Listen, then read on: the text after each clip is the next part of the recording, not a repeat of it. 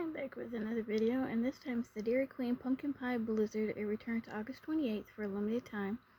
I remember saying that they were linking the Dairy Queen's fall menu, and one of those items they said that they didn't see was the pumpkin pie one, and so a lot of people thought it wasn't going to be released, but apparently Dairy Queen has confirmed that it is coming back August 28th.